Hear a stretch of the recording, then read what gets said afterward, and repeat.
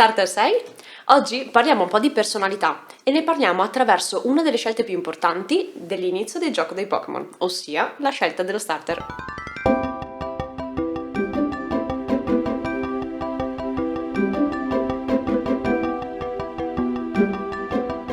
Questo rispetto agli altri sarà un video un pochino meno pratico e un po' più teorico, però ti darò qualche definizione sì, ma non essendo un video di psicologia ma di crescita personale, ti darò giusto le definizioni di base e poi ci concentreremo sugli spunti pratici, ossia il che cosa fartene di quelle definizioni. Pronti? Devo farti un po' di domande, cerca di rispondere con sincerità.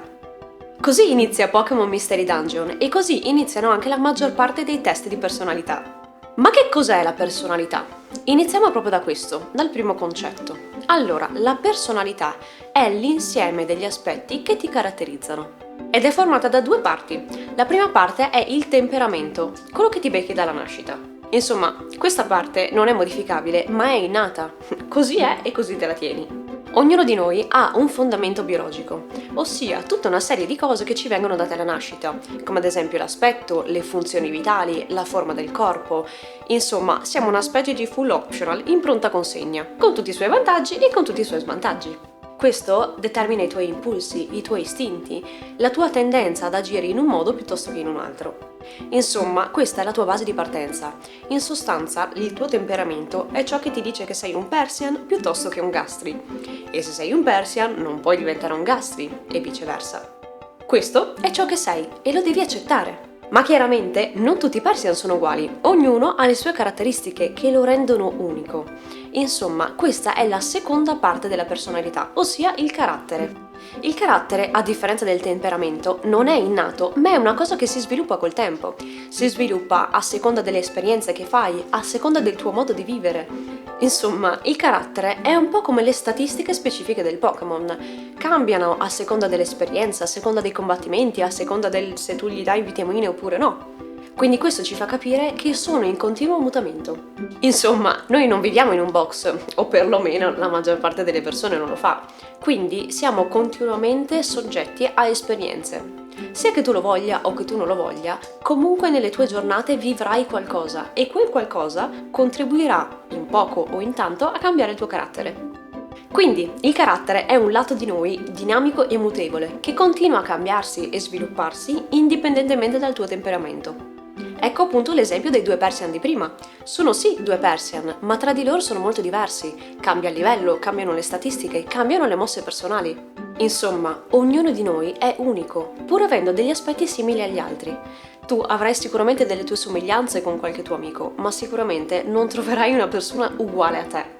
La tua personalità ti rende unico, il tuo modo di agire, il tuo modo di pensare, il tuo modo di relazionarti, insomma, il tuo modo di essere. Bene, tutto molto bello, ma alla fine che ce ne facciamo di queste informazioni?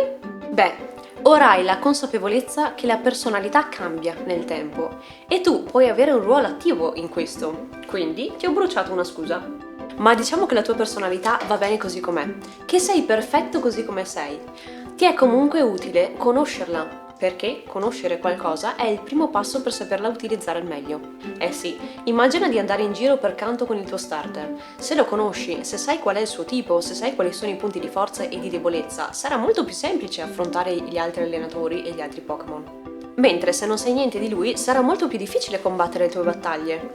E in questo modo rischierai di andare a cercare di combattere un Onix con un Pikachu. Finché sei all'inizio del gioco, può andare bene tutto, in un qualche modo te la puoi cavare comunque, ma se arrivi alla Lega senza conoscere la tua squadra e senza sapere che cosa hai a disposizione, come pensi di riuscire a cavartela? E quindi è importante conoscere il tuo starter, la tua personalità, i tuoi punti di forza, i tuoi punti di debolezza, come sei fatto. Ecco, allora per fare questa cosa mi sono ispirata ad un sito che parla solo di personalità e che la sviscera in tutte le sue viscere. Si chiama 16 Personalities e puoi fare il tuo test della personalità, così puoi cercare di capirci qualcosa su te stesso. Allora, ti riassumo un po' quello che il sito spiega in ogni minimo dettaglio, però lo faccio ispirandomi al mondo dei Pokémon. Possiamo suddividere le personalità in 4 grandi gruppi, ossia acqua, fuoco, erba ed elettro, proprio come gli starter. Iniziamo con l'acqua, che è l'elemento che ha più flessibilità. L'acqua scorre e si adatta a qualsiasi terreno che trova. Le persone di questo tipo riescono ad avere un pensiero molto dinamico che riesce ad adattarsi alle varie situazioni della vita.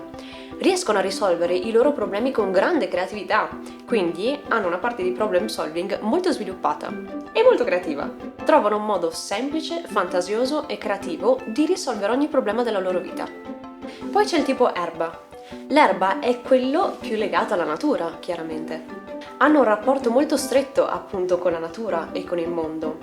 Sono persone molto spirituali generalmente e che diventano ottime guide per chi entra in contatto con loro. Poi ci sono le personalità di tipo fuoco, che sono chiaramente molto più dinamiche, focose appunto. Sono molto energici, sono spiriti liberi, persone che vogliono avere la loro autonomia e che hanno un desiderio di espansione.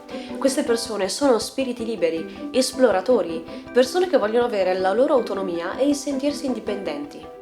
E poi infine c'è il tipo elettro. Chiaramente non potevo escludere Pikachu dagli starter, no? Quindi eccoci, Pikachu accompagna Ash in ogni sua avventura, quindi è molto affidabile. Le persone di questo tipo sono molto precise, sono degne di fiducia, si può stare tranquilli con loro, insomma. Ed ecco che la panoramica sui tipi è fatta. Ovviamente ogni tipo poi si può distinguere in vari sottotipi, perché è come il discorso dei Persian di prima. Un Charizard e un Arcanine sono entrambi di tipo fuoco, ma ci sono varie differenze.